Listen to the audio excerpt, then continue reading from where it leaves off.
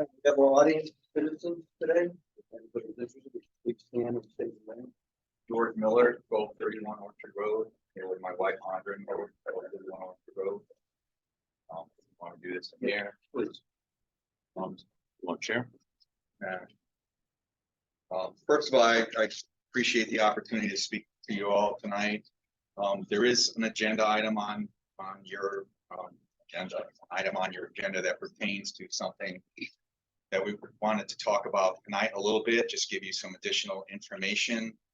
We did put a formal request into the LTA, local traffic administrator, which has, prior to Steve's resignation, was Steve Wilson. So I'm not sure who's filling that role today, but my understanding, going through state statutes and so forth, that's sort of the process if we want to have some changes made to various traffic controls and things like that in the state. And LTA, if people agree, then take that to the OSTA and the state for review and approval.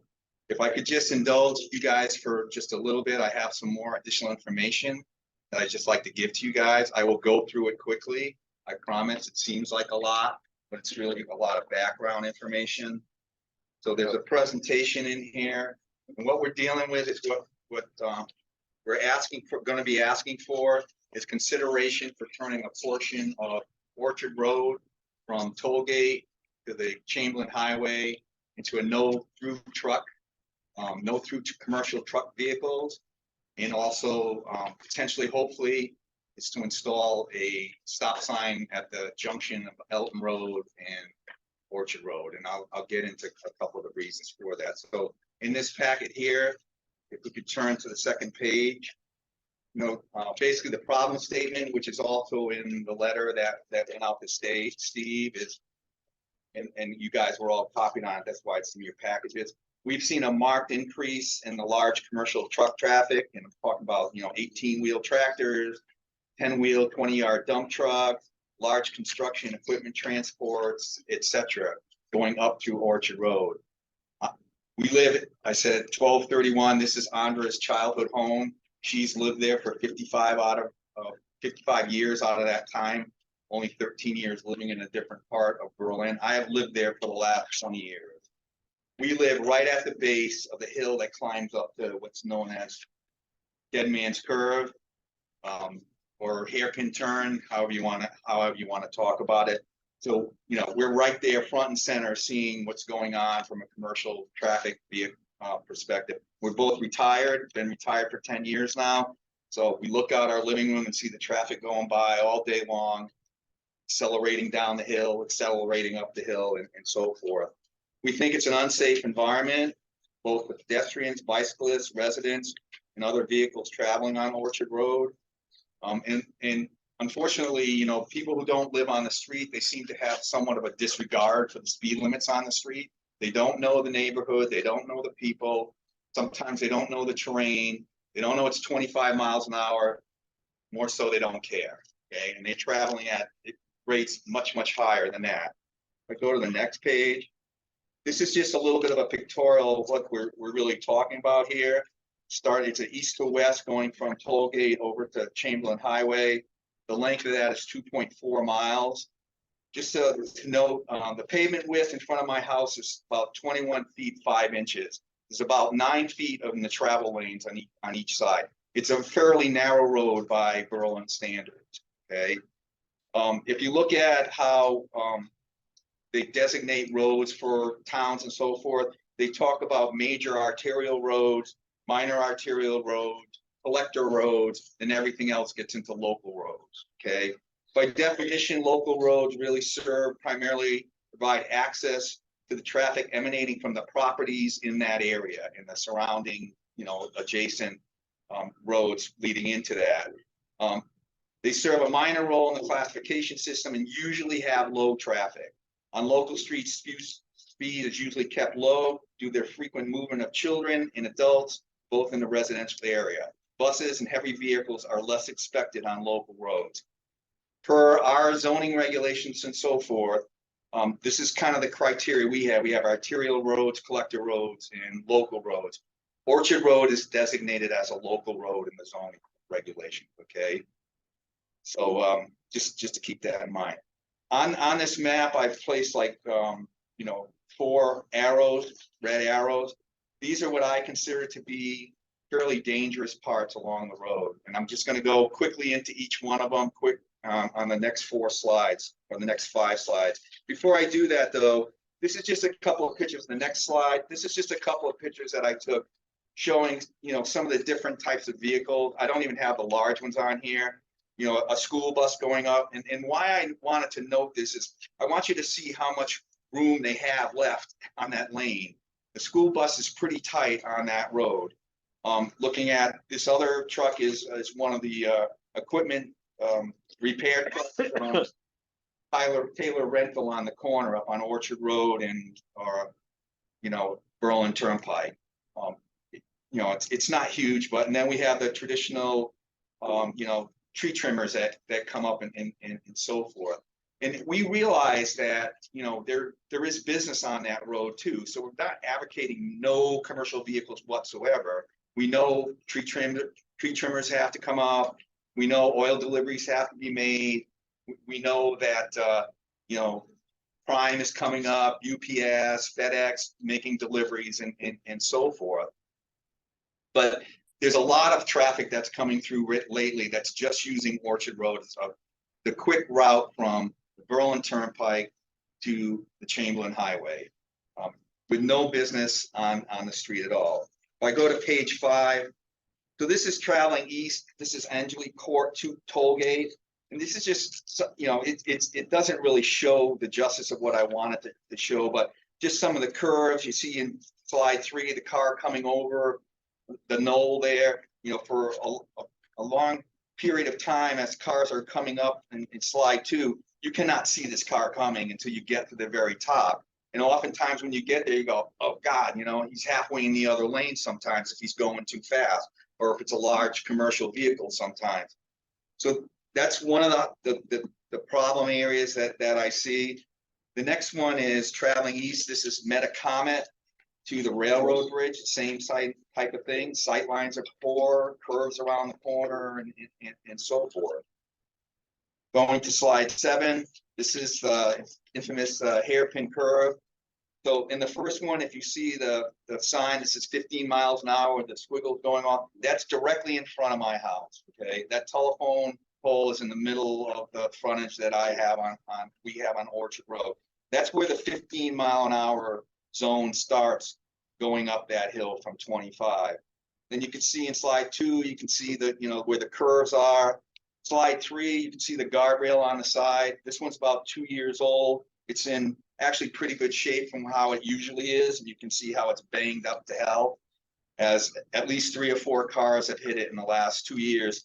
These accidents largely happen with them coming from the other direction around the corner, losing it on a wet pavement or something like that, and slamming it in. About 5 years ago, a little bit further down, there's a telephone pole there. We had one car came around, she slammed into the guardrail, rode the guardrail down, flipped over, and ended up upside down in our yard. Another one came down one time, did the same thing, hit the guardrail, rode it down, and snapped the telephone pole that's there, type of deal. And this happens all the time. There's at least 3, 4, 5. Sometimes you don't hear about them from the police department because there's not enough damage. They drive away and they get away as quickly as they can. In slide 4, this is at the top of the hill. You see kind of like some poles on the ground. That's where the most recent accident was with the Weber truck. That he took those poles out and he landed upside down in that dirt area there. And then 5 and 6 are continuing on as you make the corner and you start to go towards your house. So the next slide this is the accident that happened on March 8th. This is Weber Trucking. What they're doing is they're bringing Phil up to where Sunny Borders is. Sunny Borders sold their nursery. There's 12 acres of land. They're subdividing that into 4 properties.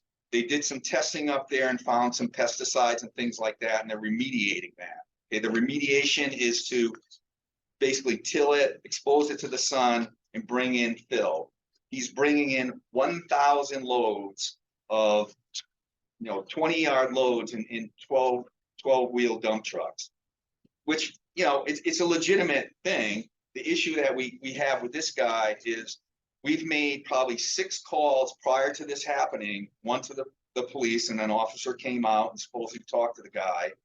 And because they're under permit for the work they're doing up there, we also went through planning and zoning because Maureen knows the owner and stuff like that. And we asked them, the guys are going crazy here. Can you call and let them know that they need to slow down? Also, my wife Andra serves on the planning and zoning, and she has met Mr. Weber, and she had relayed the same information to him. But up until this point in time, didn't matter. They hit where I showed you the sign and the telephone pole. They come through Elton Road, accelerate to make it up the hill without having to shift gears and stuff like that. This was the end result of going 35 or 40 miles an hour over that curve. We were just fortunate. If this was like, later in the year, more summer rain, whatever, we have bicyclists going up here all the time. People walk around Orchard Road, Kensington Road, Elton Road in a loop all the time. They're there every morning, every evening, bicyclists all day long. This guy would have taken somebody out and killed him. Okay. Then quickly, 2 other spots. One is traveling east down at Linden Drive. This is closer to Hatchery Brook. Again, just more curves and blind spots and so forth. And then finally on page 10 is the 4th spot. No, that was it. I guess I went through the 4 of them. So now I want, looking at those 4 spots, how would you like to go around one of these corners and see one of these vehicles there? Okay, 18-wheeler from FedEx. This is a similar dump truck to Weber that comes all the time. Construction vehicles come up here all the time on the last 2. When the Weber accident happened, it closed the road for several hours, and we were there, and they diverted traffic to Elton Road. While we were waiting there, an 18-wheeler FedEx truck came up Orchard Road and had to detour around Elton because he couldn't go up the hill. But he was there, and he wanted to. The year before, trucks similar to Weber, it was an outfit that was running 40 trucks a day, 20-yard dump trucks a day, up Orchard Road with no business there. They were going from Berlin Turnpike to Chamberlain Highway, taking a left and going up the road. We went through that for about 4 weeks before we finally figured out who it was. Finally called somebody in planning in your department, and you were able to track them down, go knock it off type of deal, which they did. But this stuff happens more and more frequently all the time. Okay. So our proposed solution, which I already mentioned, is to prohibit commercial trucks from operating on Orchard Road unless they have an origin or destination point on the road or one of the intersecting roads, like Metacomet or Linden or O'Connell or so forth. There's already, go ahead. Is there a statute that says that that's specific to the roads? I thought it was to the town. What do you mean specific? In other words, the destination. No, it's not. I'll give you a couple of other pieces of information in a couple of minutes, okay? So there is already an ordinance on the books. One of the things that the state requires, you can do something like, you can prohibit, if you have reason to, you can prohibit no trucks through your entire town. If you had no, you didn't have a Route 9, you didn't have Berlin Turnpike or something like that, and you were a little podunk town and they really have no need to go, you could do that in its entirety. And the state can do that. You just apply to the state and they could do that. I don't know if there's any towns that actually have that. But if you want to prohibit certain roads or sections of roads, you have to have an ordinance on the book. So the town has to pass an ordinance. We have that. And that's what I mentioned in the next thing. Article 4, Section 17, 1-11 is the ordinance that we have that allows the town to do this. And I'll show you that in a minute, okay? The other thing that we'd really like to do is, unfortunately, this isn't going to, if we pass this or got this done, this isn't going to stop a Weber company like that from still speeding type of deal. And the hill, I would say hairpin turn is the most dangerous. My guess would be the most accidents happen up there in both directions type of deal. What we'd like to see something there is if we could put a stop sign at Elton Road, it would serve 2 purposes. One, it would stop the trucks from barreling up this hill. there's no way they could get to 30 miles an hour before they got the hill if they have to stop at Elton Road.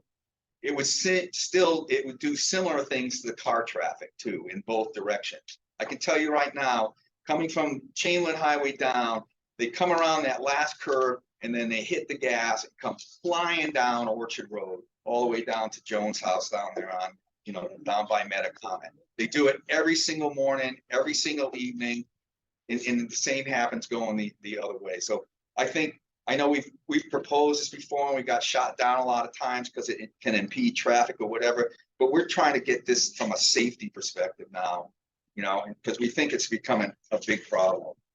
Okay. So anyways, that's that portion of it. I did have some, Dave, I'll get to your point. There are some appendices that I put in on the other side. One was the formal letter, and that you're going to talk about that letter. That's Appendix 1. Following that is the actual Connecticut Department of Transportation through truck prohibitions, which outline kind of like the procedure to go. That's A-2, this one here. And I underline, requests for through truck prohibitions must be submitted to each local traffic authority. And then it will get, if you guys okay, it will then be sent to the OSTA. They'll do their review. So, I mean, this isn't a slam dunk. If you guys say this is a great idea, it's still not a slam dunk. It's still up to the state to go through with it, type of deal.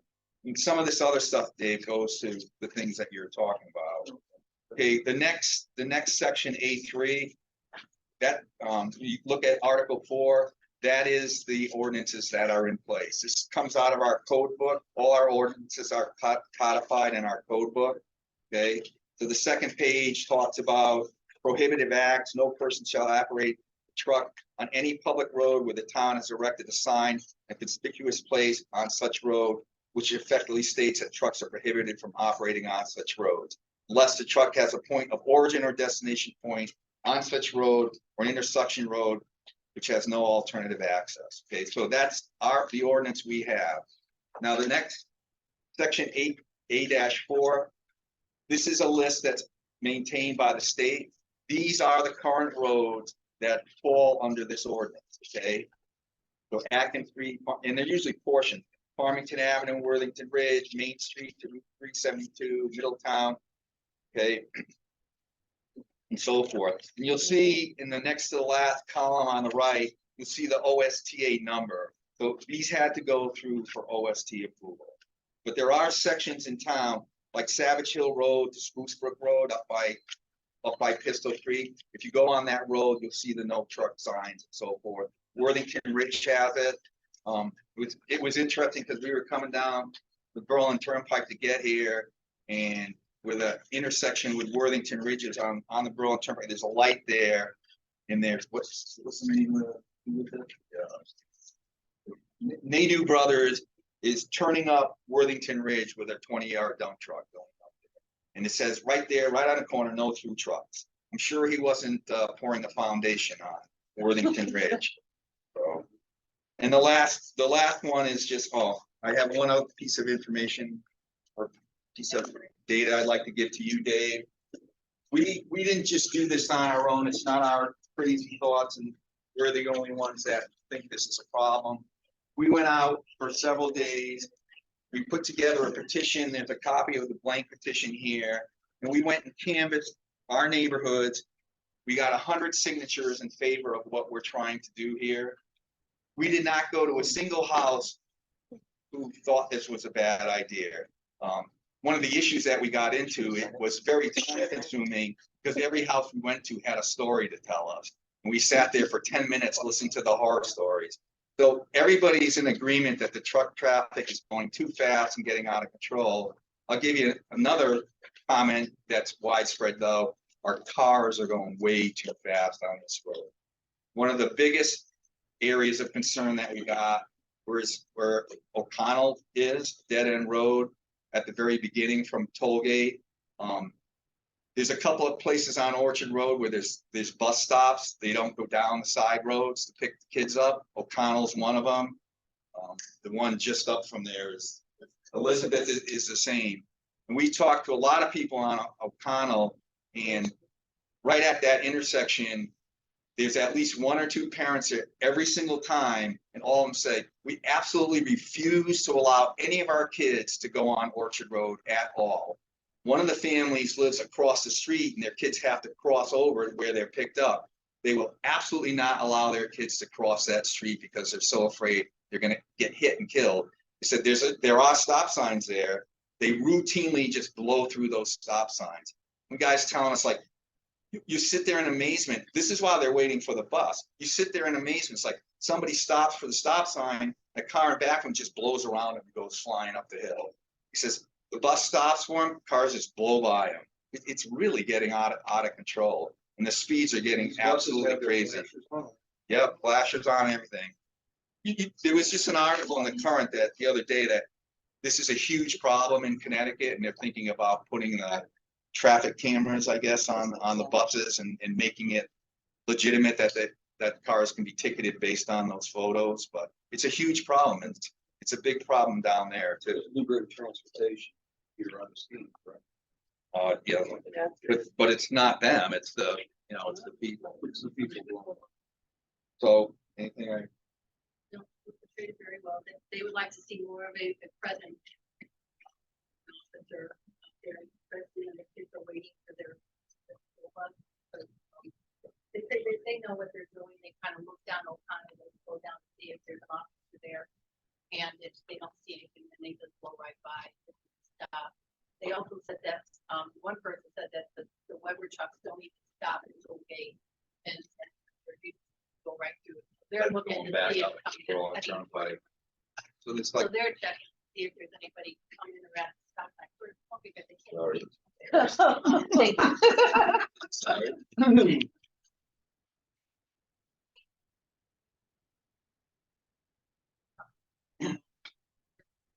Big concern, and that one family that child across the street, if there is a crosswalk there, and they come to the town, but they were told that that's a safe crosswalk.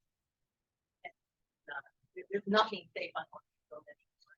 And that truck that tipped over that time, not more than a half an hour after that road opened up, there was a woman coming down with two of her dogs that lived on Elm Road.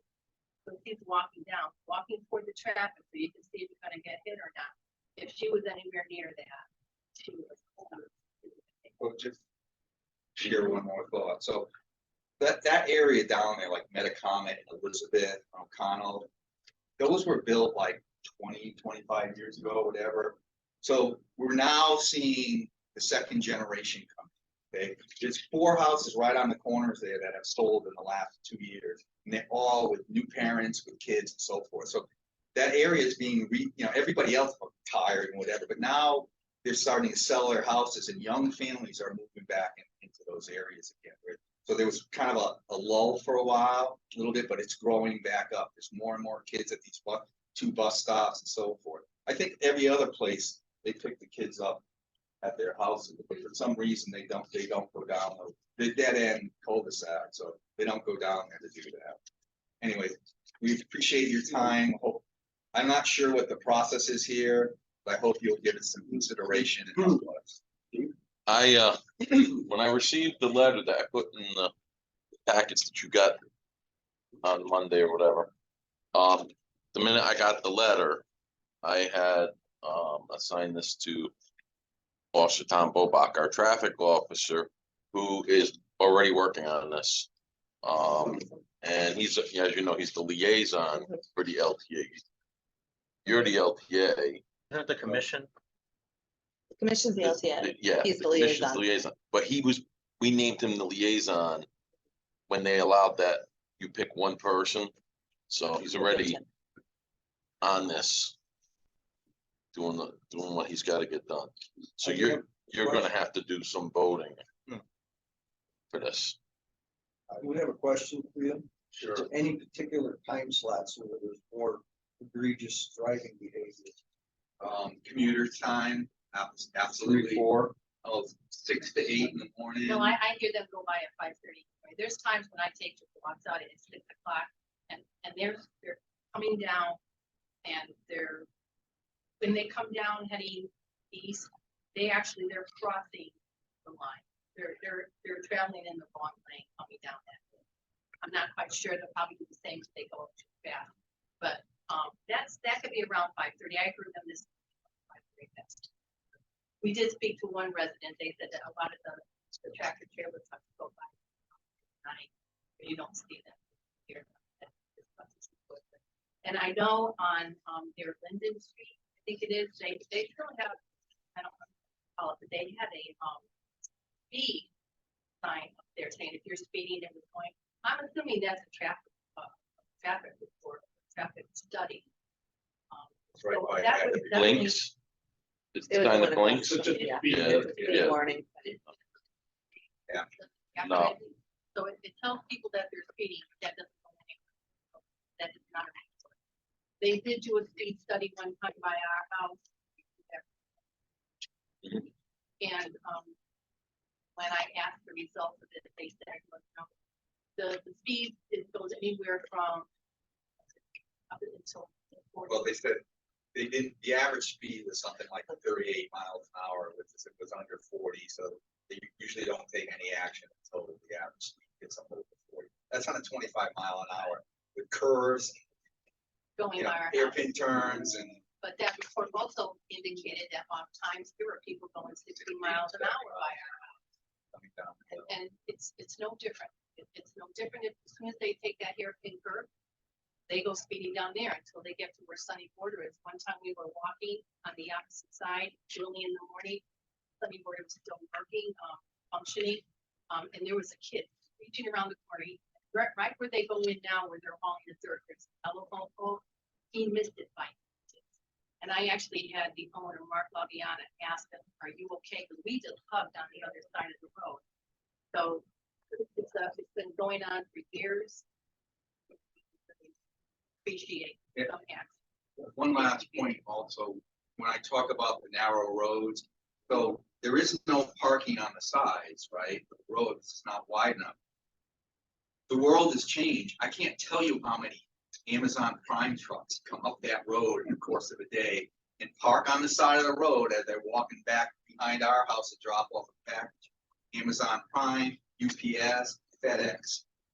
Oil deliveries all through the winter, they sit out there for 5-10 minutes doing oil delivery, gas, propane deliveries. Now we're coming into the season where all the landscapers park their trucks out there with their trailers and sit there for an hour or 2 hours while they do 3 or 4 houses in the neighborhood. So they become 1-lane roads during those periods. You know, a tractor trailer does not belong on that road. I unfortunately have to go to Board of Finance meeting and have some fun tonight, so greatly appreciate. Well, your thank you time. very much Thank you. for taking the time to do all this work. It's an amazing amount of information you brought forward. Thank you. You know how to get in touch with us. Joe Thank knows you. where we live. So do I. Thank you. Thank you. Thank you. Thank you for all the work.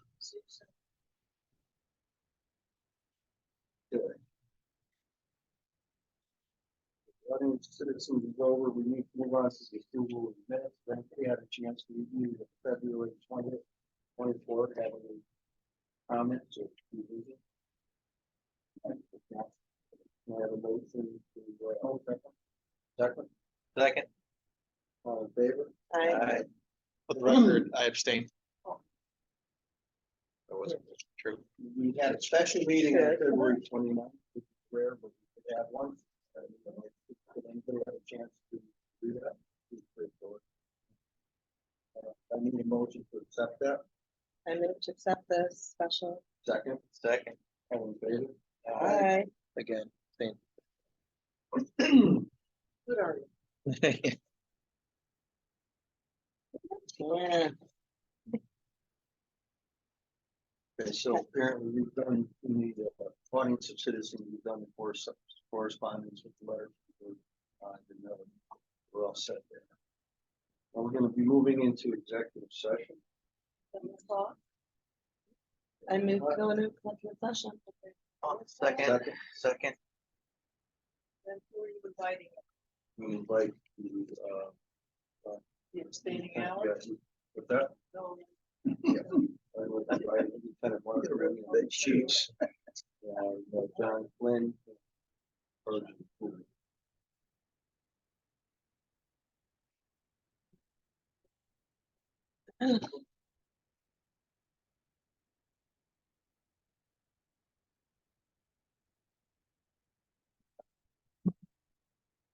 just want to see it.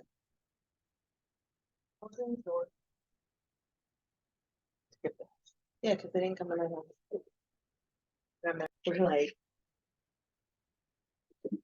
It's not the furniture's, Matson's. and- Yeah, Massey's on, yeah. Like, see them and. We all voted to support the chief. Yeah, tonight, starting close grievance. How would we word that, chief? The, when we did not, we supported union decision. To deny the grievance. You deny the grievance at your level. Or actually, you're maintaining your denial because you denied it at the previous meeting. Upholding our denial. You're upholding your denial, So put that in the minutes with holding. upholding the denial. We gave him the opportunity to appeal. That's what he's here for tonight. He wanted to be heard. State the officer here. Sergeant Gould, Ryan Gould. Well, you'll shut up. All right, so we're moving on to the chief's monthly report. Chief, would you like to speak on your monthly report? Trying to find it. Yeah. I gave a lot of stuff out. We're at 43. Of course, we don't have 43 on the road because we have people, 3 in academies and two are on field training, one's in the academy. And we got one that's about to go to the academy, and we're trying to get a couple more. We have a couple seats. We're trying to get one more seat. If we can get those 3 people, get us to 46. Let's see what else.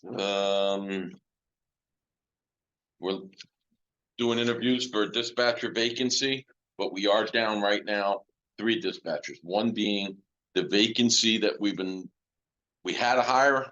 The guy didn't last 2 weeks. So we had to go back to rehiring. We use Police App for that. And we have 2 dispatchers out on medical conditions or health conditions, whatever. Let's see. So we're seeing some overtime increase in the dispatch communications zone. Talking about 21st century policing. I will say, I find that, if you don't mind adding to that, I did read where it does say police face new threats and challenges along with increased scrutiny from the public and the media. And I don't think that the general public understands how much our hands are tied because of these pressures. You also stated this is prompting many law enforcement leaders to make police accountability a cornerstone in their leadership styles, which is reflected post and training. And it comes to our discretion, when you pull over, when you pull over. Yeah, so like, in 2 weeks, we went from a Friday afternoon conference with the governor and the commissioner for public safety saying we want to make more motor vehicle stops, have more contact because we need to slow down people. The complaint that we heard from the citizen tonight about the roads and all, I was on Orchard Road. Today's Wednesday, Monday, and I almost got hit going around the corner because the car was over the WL line. I'm like, wow, it's everywhere. So it's not just Orchard Road. It's all over the state and it's all over the country. And then in the same vein that we talked about this on a Friday and there's a public statement made and it directed to the DES PP and then to all the chiefs of police, and the Connecticut Police Chief Association has we have this group that we're in and we talk to each other on like, yeah, we need to do this. Then come Monday and Tuesday, the legislature in the state is saying, well, we're going to reduce some of the things that you can make motor vehicle stops on. Secondary. Yeah, the secondary. And, we don't want pretextual stops in the state of Connecticut. And some of that's going to fly. I think it's going to fly this time. Down on making it harder. Yeah. Well, in certain areas, I have a problem with a car that's got fully tinted windows, but that's one of the things that's gonna go by the wayside, Headlight out, Yeah, stuff like that. I got a headlight out. so, But sometimes it's helpful. But that's because what I don't was- know I have a headlight yeah. out, and you. That's what I was talking about in this, and, you know, we do have some new technologies out there. How we're gonna implement it, one of the things that we're also concerned about, like, we don't have, and we had talked about this at previous meetings here. We have a car with LPR, but we don't have stationary LPRs here, right? And Rocky Hill has an LPR on every road into the town. And now there's discussion at the legislature about trying to control the use of LPRs, where the data goes, which a lot of people don't know. There's a ton of data. And then or get away from LPRs. There's another bill which we don't have a drone, but there's a bill right now it's out there in the state for saying that we can't use drones that are made from foreign countries and trying to limit the use of drones in law enforcement. And the Chiefs organization has lobbyists who every day send us what the results of discussions are every day and all. So even though we're talking about using some of these new technologies, we're going to be a little bit careful on making any purchases or saying, hey, I need the Star Chaser system and this stuff, because it looks great. It fills a need. You spend it, you buy it, and then somebody tells you, oh, guess what? You can't use that in the state of Connecticut anymore. So that's why we're all kind of backing off on a lot of these things. But realistically, technology is definitely big. You know, we got AI issues. Just in our renovation project, you know, we're trying to get cameras. Our system has to be different from the town's got a different system. We need more of that. And there's some money involved in that, of course. Education and law enforcement is a huge push for education and law enforcement. And you know that since I've been here, I am really big on development, personnel development. Educated officers with good training tend not to make big mistakes that cost us in the long run. And now everybody's looking at budgets and costs and they're saying, wait a minute, do you really need this training? Do we need to have this development and enhancement? It's costing us too much money. That's what I heard all week with the finance board.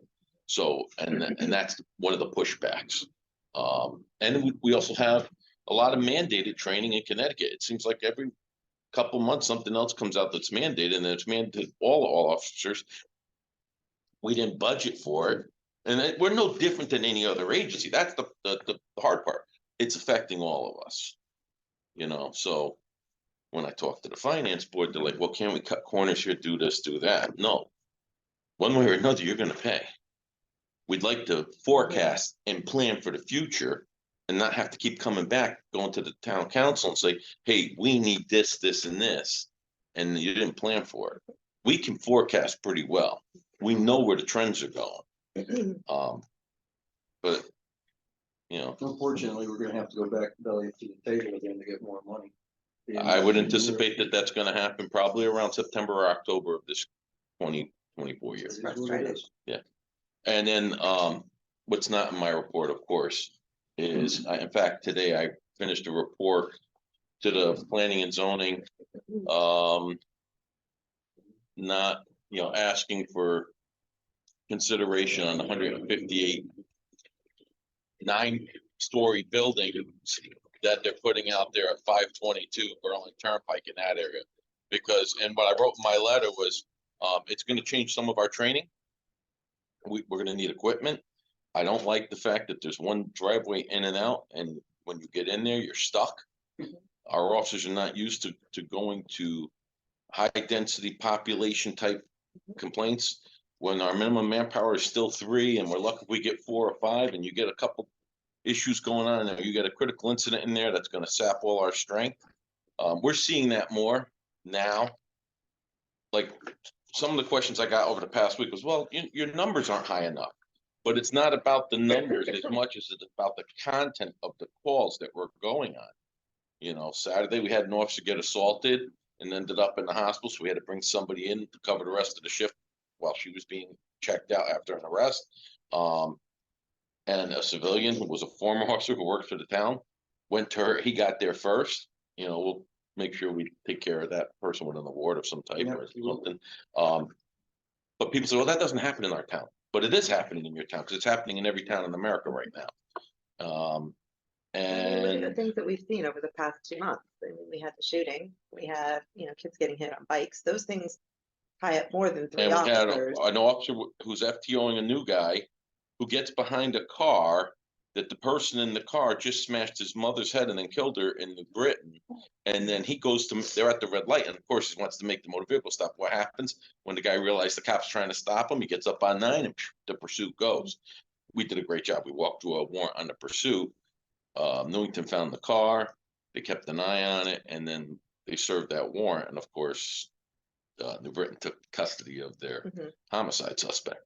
So, not, that doesn't always work out that way, But these are the kind of calls that we're getting now, and that was a 2-day, around the clock.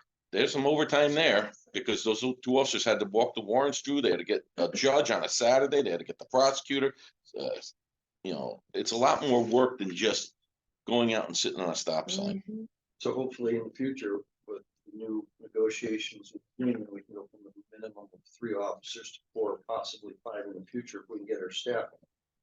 Yeah, with that 5-3-5-3 schedule, there will be days where we're gonna have extra, well, not extra, but more people on, and some days they'll be in excess, and then when that was where we're gonna try and reduce some of our training costs and do some training, also to do some of those extra enforcement duties that everybody's looking for, your directed patrols and all.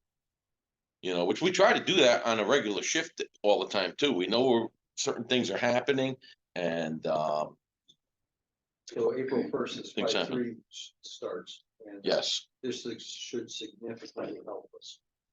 And that's what we're hoping. that's what we're hoping. Okay. Yeah. Getting back to that 522, is it? What do you- 522 Berlin Turnpike, well, it's like 505 to 524 or Is it something. fair to say that we have some very big safety concerns for the public because of the traffic flows out of Yes, that? that's all been written in 2 letters, one from the traffic officer Bobach, he handled the use of the highway, and then it's not just that property, because there's the other properties next to it that are building multiple units and all too. And Right. he did measurements on the turning lanes and how people are gonna get out, and they gotta head a certain way and all. So that's in the packet that's going back to P and Z, and then I wrote a 2-page letter after I did some research and all about all the things that we need to do. We're not, public safety wise, not just policing, it doesn't say police, it's public safety wise. We don't have everything we need for a critical incident in a building that's 9 stories tall in this town. Has that been approved already? State did it. No, this will be going, our recommendations. will be Yeah, going- recommendations go into planning and zoning. I did talk to Maureen this morning, Justy, but the state put it in the, what's a section 8? 830G. Eight, what is it, 8 dash what? Affordable housing? Yeah. Yeah, affordable housing. So it's gonna go anyways. I mean, they did the same thing on 202 in the Milford where I live. They built a freaking big square box building, and it's just a big square box. Aluminum construction, one way in and one way out. And the fire department's got a truck that goes 100 feet, and the building 100 feet and 8 inches. But then they were telling me that you gotta have an angle. I don't know much about firefighting, that's somebody else's job, but. So I wrote as the chief about public safety concerns in general, training and more equipment and all. There's a cost factor to this. Now, I don't know if, I was honest in there. I said, I understand the need for affordable housing twice in my letter, in the beginning and in the end, but I also wrote down concerns in the middle. They want concerns from us. I gave them a lot of concerns. Mhm. So I don't know what that's gonna do. I appreciate that. Thank you very much, Chief. We'll move on to the new reports, investigation division, Lieutenant Solik, fire status report. Is there anything here that you would like to discuss?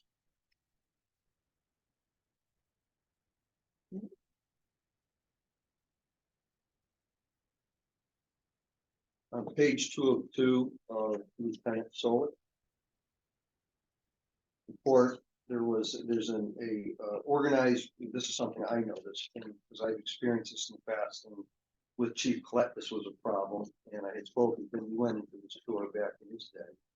And it says, here, since the January 2024 Harbor Freight Tools, they experienced at least 11 incidents of shoplifting for a total loss of $10,000. There appears to be two suspects who use many different vehicles to commit the crime. The same suspects are also committing large schemes throughout Connecticut, targeting other Harbor Freight tools. Coordinating efforts are being made to identify the suspects. My thoughts were that the store policy is let shoplifters walk in and out of their the store unimpeded. This policy has been in place for years, and I actually had the previous police chief, which I was mentioning, go to them about their store policy and changing it to no avail. So in other words, employees get to the door, from what I was told, if they even approach the door, they're fired. That's their policy there. Corporate. We actually had a operation set we know who the people are, to try and grab them last week. And we had extra personnel come in. We had a detectives in plain clothes. We had a pattern.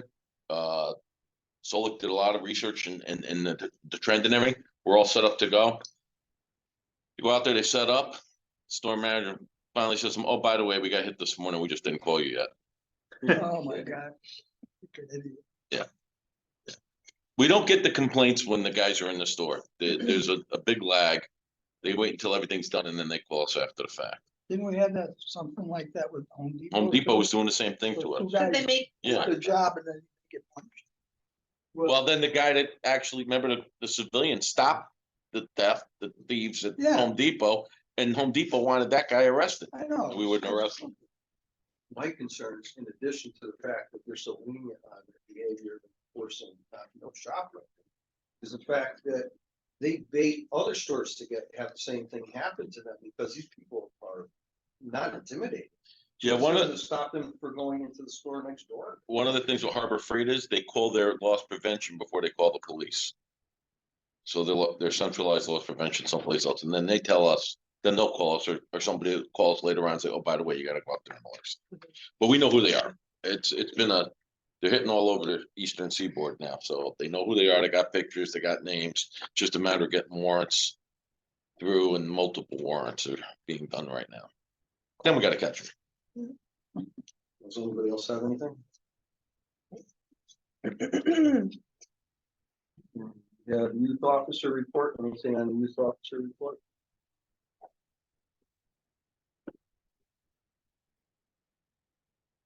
I just want to say, I thought Chief did a good job last night at the town council meeting. Talking to the town council.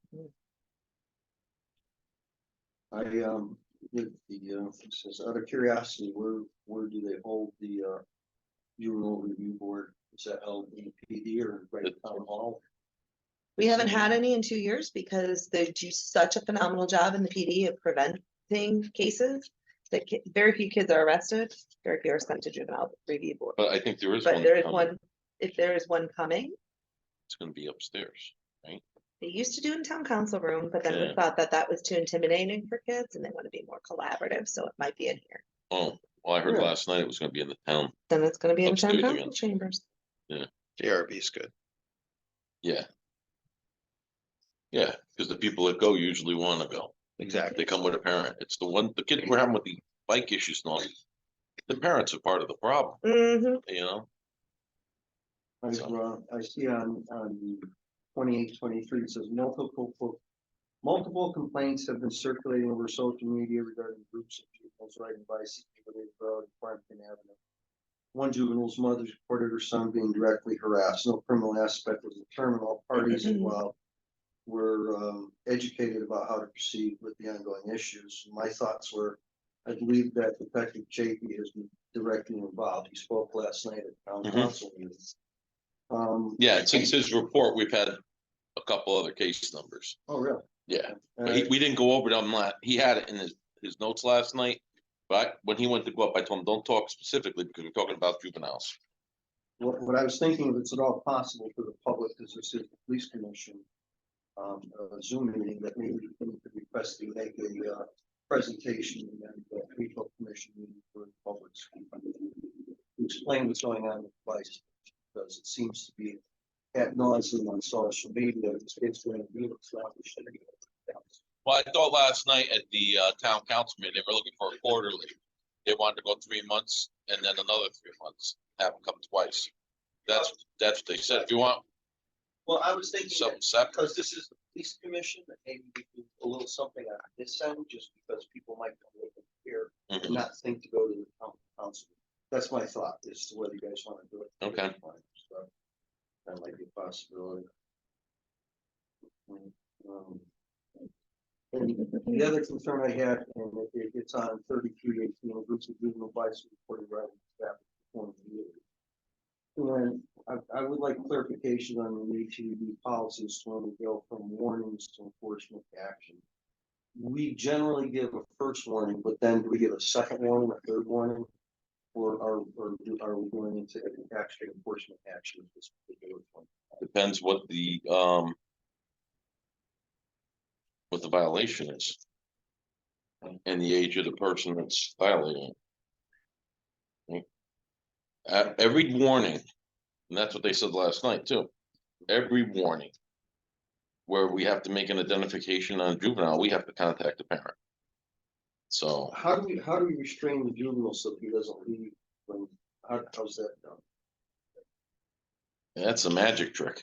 Conversation and engagement. You hold him by Yeah, the Charming hand? pretty much, personalities. yeah. You gotta, the ones that stick around, I mean, some can just ride away. They can just ride away. So there's no physical contact with. No, not unless we're gonna, well, if they're juveniles, they're only gonna get a juvenile summons if we go, well, if they're juveniles, we're gonna summon the JRB first if we have to go that route. And if there's no participation in JRB, then we would issue a juvenile referral. But that's the end game. That's what we we're trying to say last night, because the penalties are not very existent, so. Sitting in the court is not gonna entertain, I'm just being transparent Yeah. here, the court's not gonna entertain a bunch of kids popping wheelies when we've got kids stealing cars. Yeah, that's what I said last night. Like, if we're being Exactly transparent, Yeah. the court's gonna laugh, the prosecutor's not gonna accept them. And I understand there was We're people better that, off doing it through Yeah. JRB and doing these Well, I was prevention gonna say, that's engagement why we efforts. have JRB, so we can hear what the parents keep it Yeah. out of the court system. yeah. Correct. And we have a couple that are doing this that we've identified that are 16 or older are already in our criminal justice system. The JRB is not for them. Yeah, they can't. And I think that some of the key with the JRB too is that you can engage the families more, and that's how you make the change, right? Because if you're not. You need buy-in by all. Exactly. And the criminal I think when we send them to juvenile court, sometimes that puts the parents like, well, see, I'm not the problem, the kid is the problem. Whereas JRB, we can be like, no, this is a family issue, we need to work on all of it. So you get more engagement from JRB just because of who you can work with and who's identified. Can you use JRB for out-of-town kids? That's another issue because Right? I don't, we're think they're- dealing with a group They're that's not even from Berlin, they're from Plainville. yeah. Plainville has a JRB. though. Yes, they have their own They JRB, have so their we own, would have to and I've send been on that one too. we'd have to send stuff over We'd have there. to send them to Yeah. Plainville's JRB and they'd have to be willing to accept them or they're. Yeah. But Plainville's, if you ever have trouble, like, I'll call their chair. I mean, Yeah, if it's a real, I mean, I don't think you'll have I any think they trouble would have because they have a very problems. light Yeah, load, so they'll yeah. probably take it. yeah, and Van Gelly, the chief over there, we know each other from when he was in Newtown and I was in Danbury. We've been friends for years, so. What's the violation for riding a bicycle, riding a wheelie? Yeah, For what? Reckless use of the Yeah. highway? You have to keep two hands on the handlebar. There's a whole bunch. yeah, I I know there's like actually a put, helmet thing.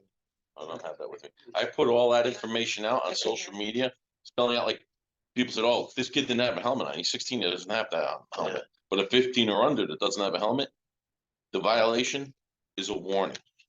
There's nothing beyond a warning. Yeah, Um, but there's a bikes violation have for a to, wheelie. but bicycles have to obey the same rules of the law as a car. So if you go through a stop sign, it's fair to obey a stop sign. If you go through the red light, fair to obey a traffic control signal.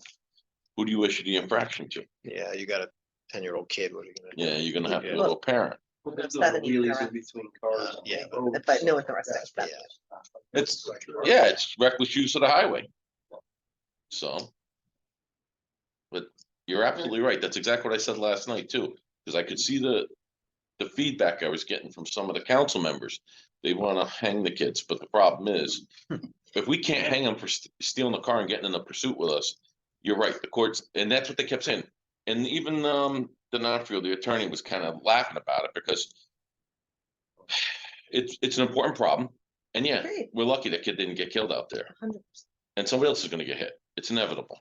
So I think that our basically shotgun approach with Mhm. safety, contact, putting our guys out on the bikes, because the minute the car comes to the lights, they're going, and we could actually cause them to jump out in traffic, get hit by a car, and we assume the liability on that, so. We got a plan, they just gotta let us, we've been working on it since January. You know, I'm wondering if there's some, like, so MAD used to have a program that we use a lot with our kids, different JRBs would use, and it would be like the parent and the kid would have to go together, talk to, talk about the laws around drinking. They would split up, there'd be a survivor story, but the parents and the kid had to go together. And the JRB sanction was always, you need to report what the car ride home was like and what that discussion was like after kind of witnessing them. And I wonder if there's something that we could partner with JRB to come up with something like similarly minded where parent and child have to go together.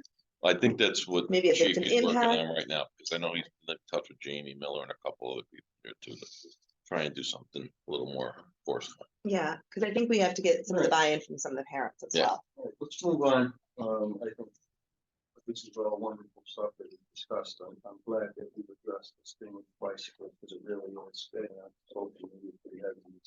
It is dangerous. What happened to the young man that got hit at 16 years old? He was clueless when he was crossing the road. He got hit pretty hard. He's lucky to be alive. Support services, Lieutenant Joe. Does anybody have any questions? I would say I find the collections, are we making any progress on collections? Hold this. Collections aren't done by us. That's all upstairs in finance. Oh, that's their real. Mhm. If we do it, can we keep the money for our budget? Well, that's what I was kind of wondering.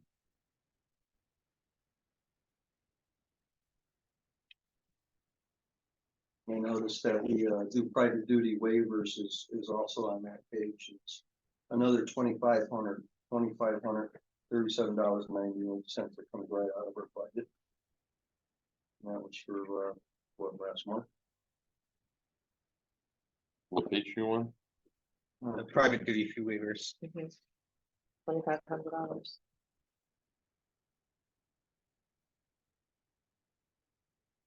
Yeah, well, that's the month before, right? I would imagine. Yeah, because last night it was over 3,000.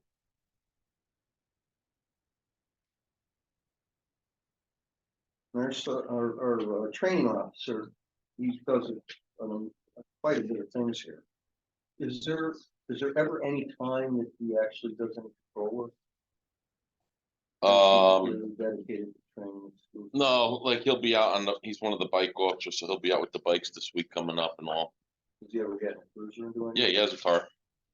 Can he ever help relieve our understaffing from time to time? Or we give a certain percentage of his work week to go to and possibly doing some patrol work? He has in other things, like he does fingerprints and stuff too. He's in the support services unit, so they're probably giving him a lot. He's got more than what he could handle now. And he will, like, I know he's going, because we're talking about the bike guys, he's one of our bike guys, so he's going out with the bikes. Training is, the reason why we have a full-time training officer is because it was woefully needed when I got here.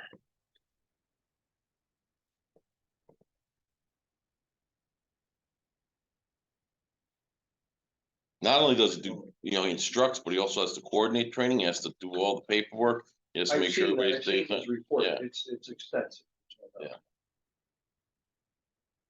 I didn't know. I said, gee whiz, there's 3 weeks out of the month, and what he's got written here, and that's possibly a week's worth of time where he could do some patrol work to help us when we're understaffed, if that's not possible. Just asking. Yeah, one of the things that, I don't know if you're all aware of this, but when a hot call comes in during the daytime, something big's happening, all the inside personnel go out.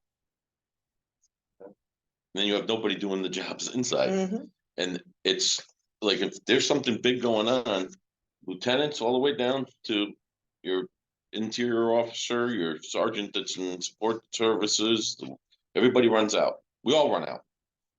That's been going on for many years here. It's going on a little bit more now because the types of calls we're responding to are definitely more I aggressive. don't think the public realizes. Nobody knows that, no. No, but up until a couple of years ago, nobody knew where the police department was either. All right, moving on, we're done with anybody have any other questions as far as the support groups? We got patrol operations division, Lieutenant Martin. Taylor, you are sitting here. is there any comment you'd like to make? No, I guess, right.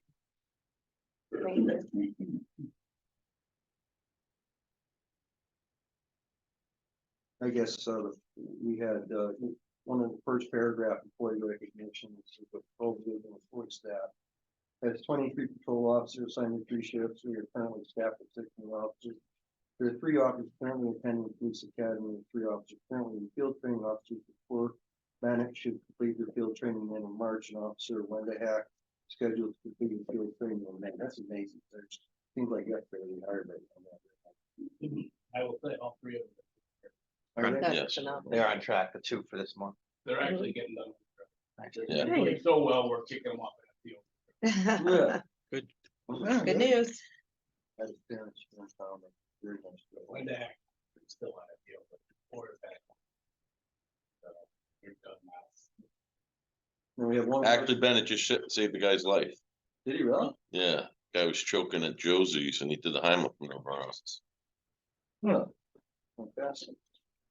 One officer is out of work compensation with a back injury.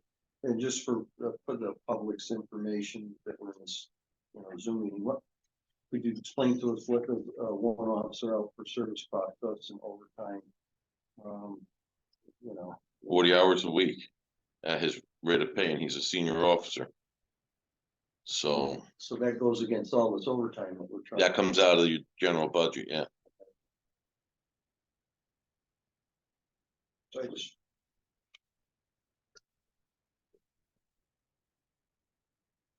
DUIs. I read these because the public, if they're listening and wants to see this recorded, they have to know what we're looking at.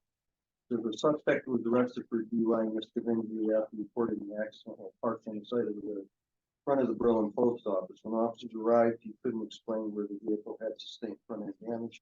During the interview process, officers determined that the operator was under the influence of some type of controlled substance. The operator failed SFST. Standardized field sobriety testing. Right, and was placed under arrest. The male had 5-year-old son in the vehicle, was picked up by his mother at the scene. Bristol DRE officer responded to headquarters and performed his testing on the operator. Now that's interesting because he's a DRE officer. So my question is, do we have anybody that's being trained to be a DRE officer? We have somebody slated to go in the classes in October. We have one. We have one. Yeah, to get to that level, you have to take a bunch of trainings and it steps up, and we have officers that are in the process, but we have one that can go, she's already been accepted for October's class. Okay. And then he'll be on call for us and for other towns, just like. There's a shortage of DREs throughout the state. Right, because this one came from what, Bristol? is it? Bristol, yeah. That's all I have. Anybody else have anything? Okay, so we're gonna move on. Lieutenant Martin's report, really nice report, Lieutenant Martin. Okay, so we have, operation and training reports with, you Gallup. Any questions there?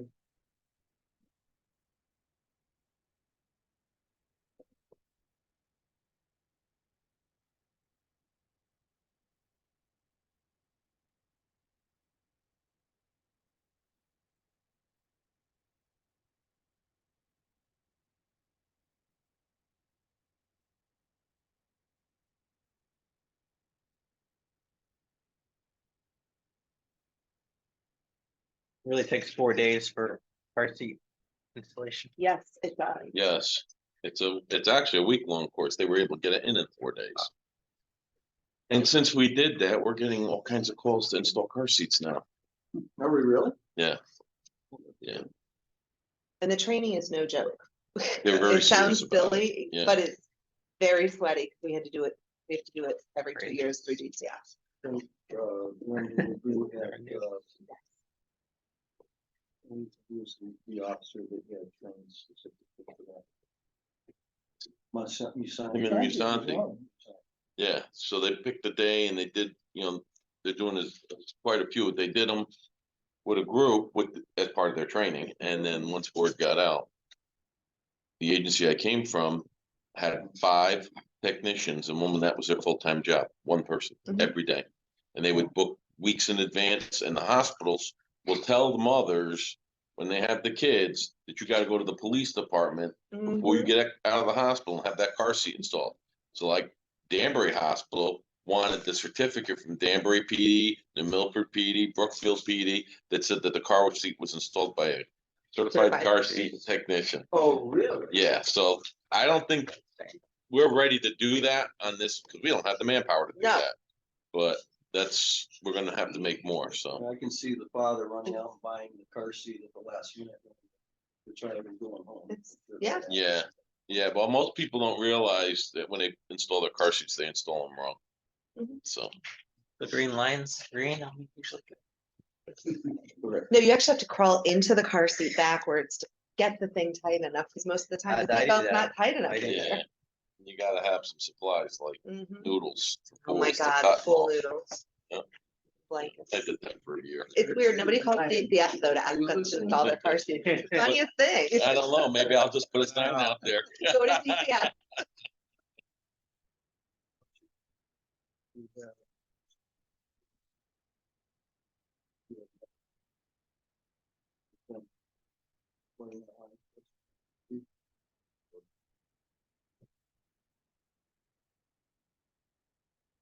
Yeah, we just had money put into the overtime account. After this report was made.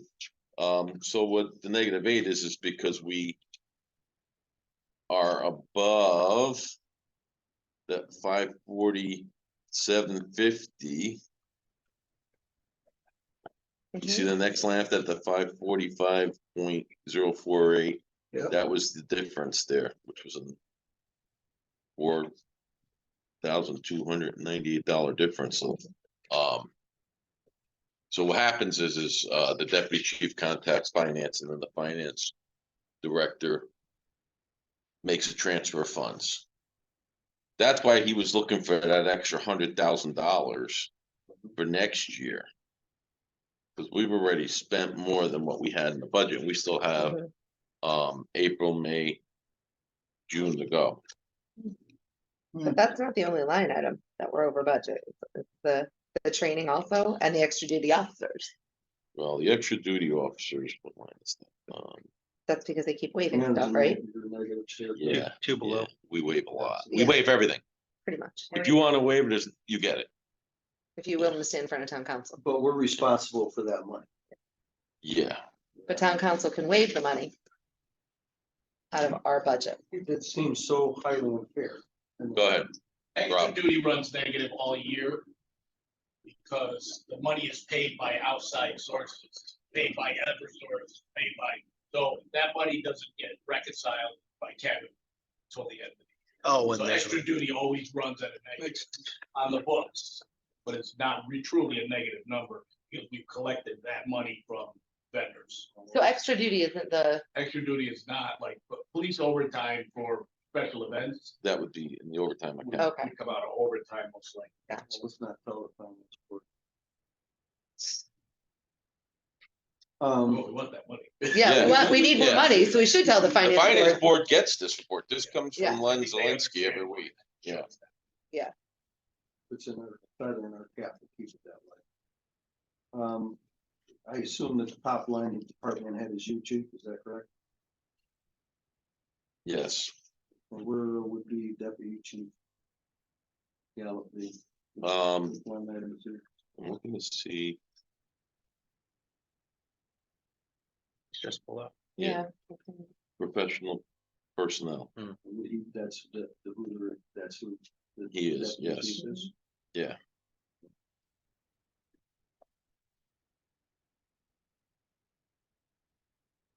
When you look at that number, the first column is the actual amount. Then that third column over was with the not taking benefits. So just to give you an idea, it's kind of a misleading number because Mhm. I get no benefits from the town. So I get back, You get the first column. I pay as the first column.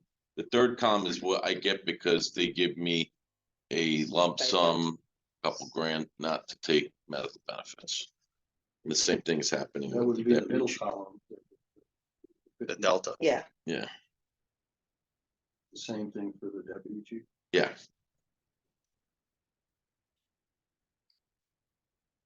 Anybody else have any questions on the budget? Okay, let's move on to freedom of information nationwide. Anybody have any questions there?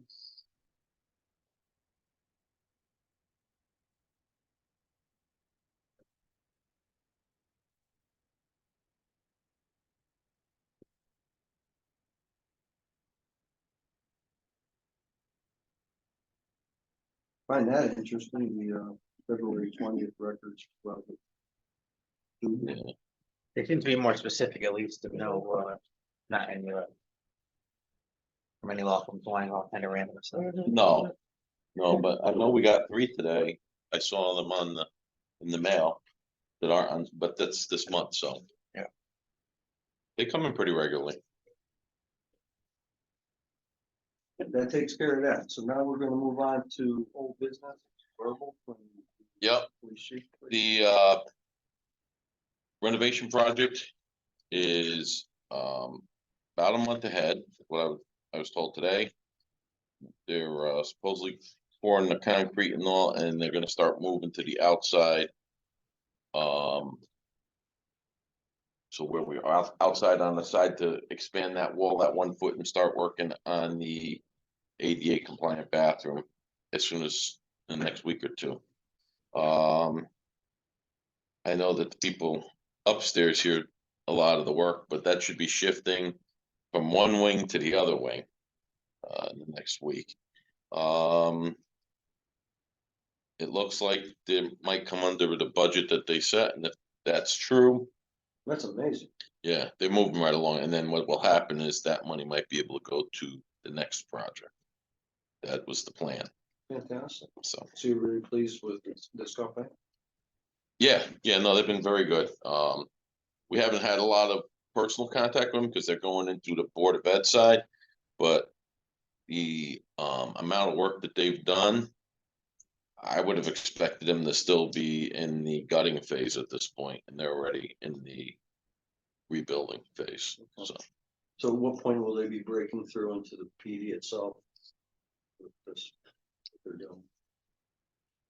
Could be as soon as 2 weeks from now. Do they have to have security clearances? Yeah, everything, we have a identification system, everybody gets vetted. Anybody that comes on the job site has to be checked through support services, doing the checks on everybody. And they get an ID and, they're monitored. So, CGIS system security training for police commissioners. yeah, so has anybody done the CGIS It's training in my yet? email, but I can click on it. Yeah. Yeah, you need to get that We'll done. have this, I would like to think that we'll all have it done by the next one. And I'm assuming that Alex is probably all set on that. Yeah, you should be able so, to. yeah. you need. You're collect certified. Yeah. You need our, you need our certificate. I just talked to my HR about getting my certificate. Yeah, just get a copy of it and send With it the to us. state, it's not that easy. No, I know. Like an But you might be, do you remember your password when you're signing, your I'm login? trying to figure that out because I can't. Because then you could log in and print your own. Oh, so once we've done that, we can print our own.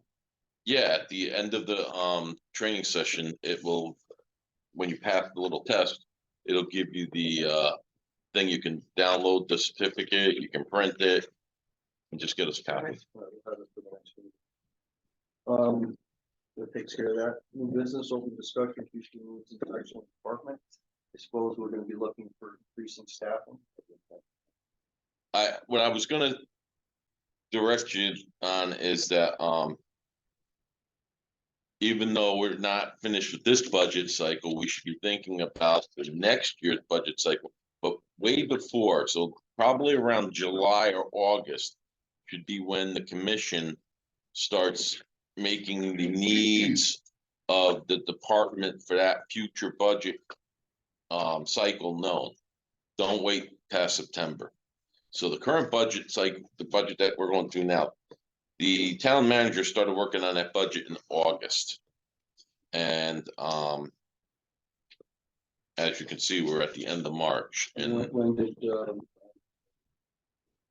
WG Gallup actually start working? we started working on it in August.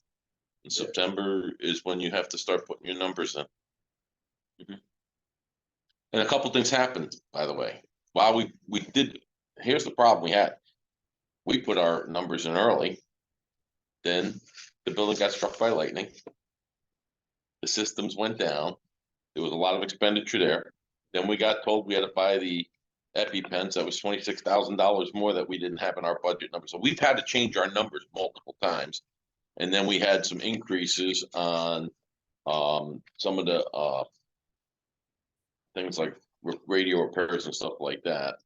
And you know, I think discussions about manpower strength, you know, I was looking at 5 different ways to do a comparative analysis of what the town really needs for manpower. Our problem is that this town is actually growing faster than we are, not just the police, but all the service departments are trying to forecast out. Who So was it that said we have 3,000 more residents next year? that was the building inspector tonight. That's a shocking number. Yeah, well, if you have 158 units and some of them are 2-bedroom units, just in the one project. And you have single bedroom units, you figure 2 people in a single bedroom unit, 4 people in a 2-bedroom unit, which is, I think, conservative. That was over 712 people, is what I figured out this afternoon on that project. And that doesn't include, some of those units are dedicated to handicap personnel, so that might be a little less. I'm not sure how many, but these are numbers that we're trying to gather. Then you got the condos. He spelled it all out this morning. He was at over 2,000. He says about 3,000 people Just currently with what we have now. going. What's Before being these- built now? Before we put these buildings supposedly going next to, on Woodland Street, 522. Burlington. Yeah, That's not. no, I think he was including that. Yeah. What's the population of? Burlington? He said it was going to be a 10%, a minimum 10% increase in town population, Right. using the numbers from the last. We're usually right around 20,000. So if we're 20,000 now, and you get 2,000, that's your 10%. Yeah. Yeah, We're not ready for that as a police Yeah. commission or as a police department. And the schools sure aren't ready for that. no, but interestingly, the school showed a reduction coming up in student population. 2 years out. Or is That's it in their 50? budget. They're showing reduction. I don't know how they're figuring that part, but Birth rates, like we saw Yeah. a big. dip well, in yeah, because people aren't having 2005, kids anymore. But then it shot back up. All right, is there anything else on the open discussion of future needs and direction of the department? Well, I just think that the reason I put that in there so that you can get in the mindset that maybe in future meetings, we should start thinking about, Strategic planning. Increasing- well, we have some strategic planning going already. But we gotta make sure that the direction of the police commission stays in the right direction so that the other commissions understand where you're going. 23 annual report. That's, I gave you that, that's the, Pretty picture of us. Yeah. Last pretty picture. I'm glad you put this on that. Yeah, it's good. I think we need to kind of make sure when we're thinking about strategic plan as commission, that we're focusing too on the long term and pulling ourselves out of the weeds on the day-to-day operation stuff. I feel like we've got to kind of really get out there and advocate more for the growth of the department, with the growth of the town. Kind of advocate for the training needs of the department and those bigger picture items instead of a, When do you move forward on asking for increase from 46 to 48 or 50?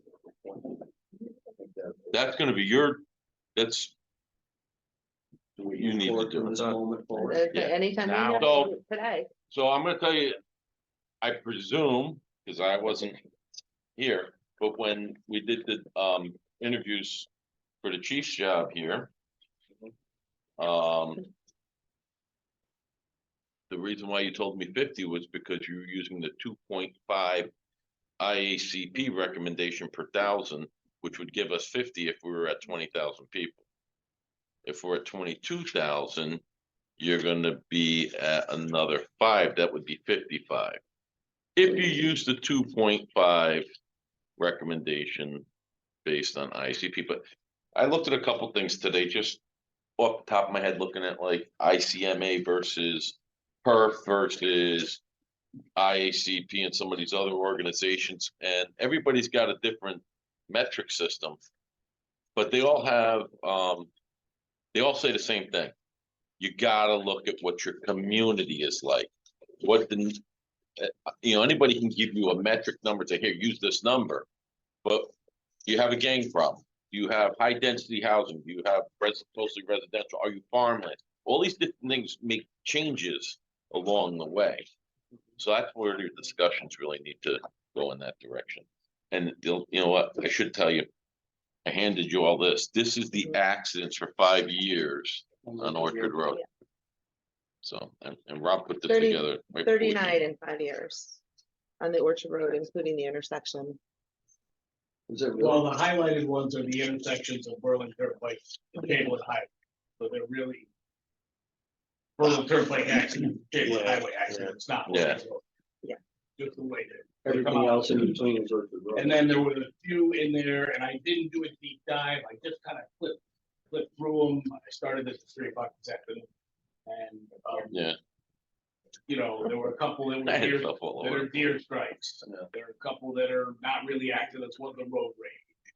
And, you know, Problem is, Couple that that were Orchard snow. Road is just such a winding, twisty road inherently. It was designed, what, 120 years ago? I'm on But Orchard too. the so I know request- You're on Orchard as well. The request tonight had previously been done by the department and they didn't get the approval through the OSTA according to Officer Bobach. Mhm. So this is gonna be a second time. I'm concerned if we put a three-way stop, and I'm not a cop, and I don't do traffic, but I'm just thinking if there's a stop sign on the heading towards the highway at Elton, I worry that that's gonna lead to more accidents. I think for speed control. Yeah. Violate the MUTC.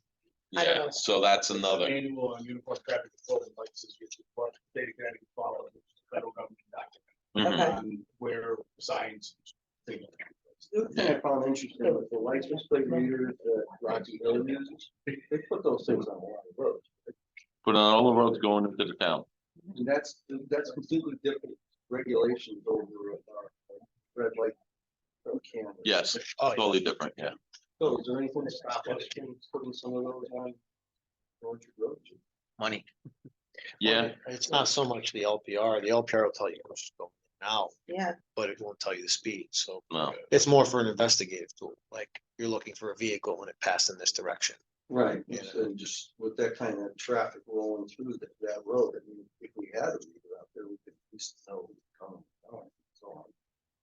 Does that help in any form or fashion? I gotta tell you, I warned about this with the red light cameras too. Yeah. Just the fact that we gotta fight for the overtime funds, I'm not so sure this town is ready to spend that kind of money. First of all, and second of all, with the changes that are coming out of the state legislature and maybe some of the controls on this technology, which I think all this technology is great, but if we invest in it and then the law changes and you can't use it, you just lost money on your investment, right? And this town would hang us.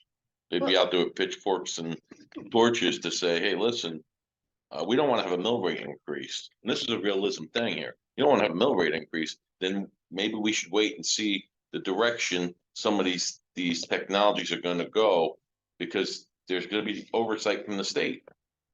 you know? And a couple, it was interesting because two citizens approached me about two different conversations about the red light cameras that were like, wait a minute, if you spend all this money installing the red light cameras and they do what they're supposed to do, which is stopping people from running red lights, then you don't need them anymore. And effectively, haven't we just wasted a whole lot of money? Because like, wouldn't it make more sense? Well, to put every off 3 for years the- you have to go back to ask for a review.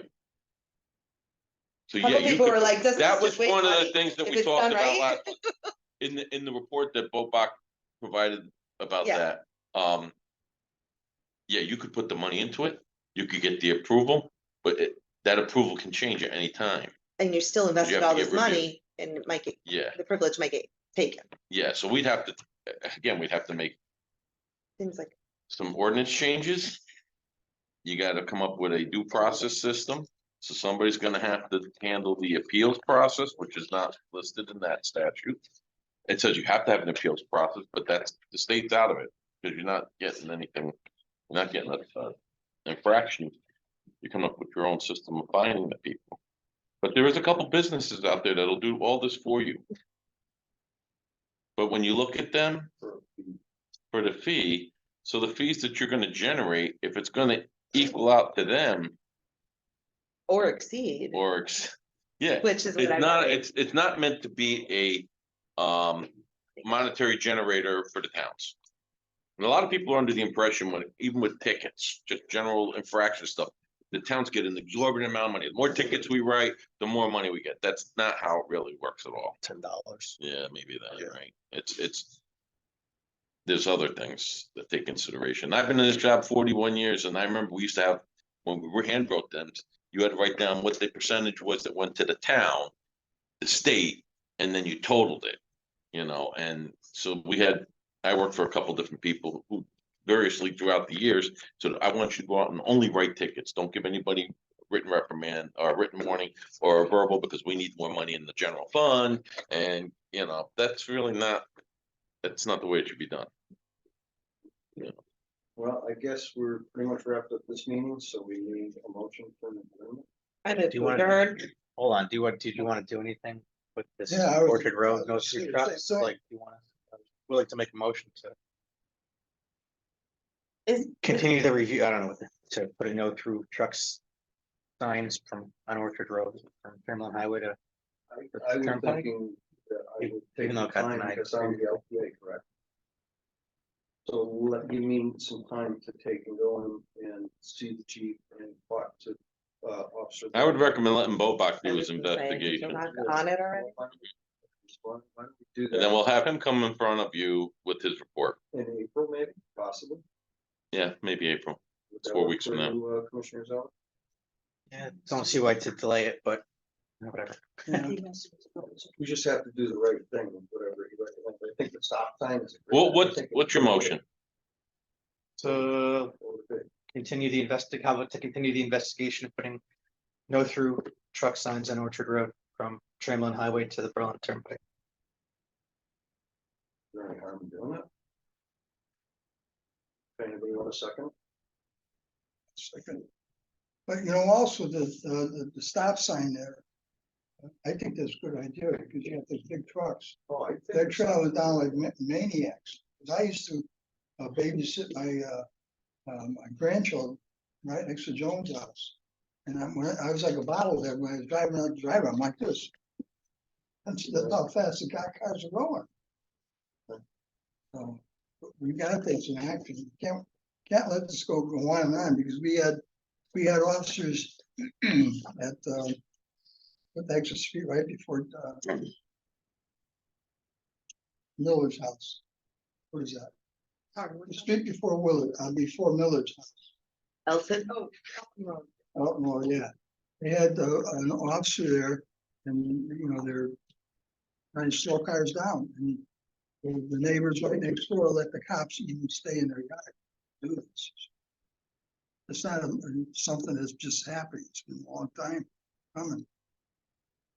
And I can't say this is. Mr. Miller did a great job, you know. Yeah, I don't know what we're waiting. He put a lot of work into that. You can see it. I've never seen. What it. you're waiting for is you have to go through the state. Yeah, so let's I mean, your motion is fine, but No, I know, they could deny us again, so. yeah, that's what's gonna, end. You know, what's Might gonna as happen, well. and you can't use the stop sign to slow cars down. You know, but it's- The- So you can't put the stop sign. The stop sign is not an option. If you Well- would like to see it, it doesn't seem like from We're- the, We're not Acronym. saying it's not an option, we have to get the state to approve it. But you have to have the data that shows that the stop sign is warranted there because of traffic coming off of Elton and conflicts and Greenwich Street. But- At the intersection. I didn't motion for a stop sign, but. No, I'm just saying what, so the motion right now is, I'll withdraw my motion. All right, withdraw. And you have to withdraw the second. Okay, all in favor? I would like there's no motion. on them to know that I tried to push it forward. I'll let them know. Thank So- you. Well, I'll be doing some work. Just wait I for have, the bill. I have this, I have all I- the signatures, No, there's no motion. I got the petition right here, so I have to do some research as to what's gonna happen with all this. And Bobak's putting together data for us. So we wanna move on to the adjournment? I second. All in favor? Aye. Aye, Aye. wife will be happy. Oh, it's a little, Yes,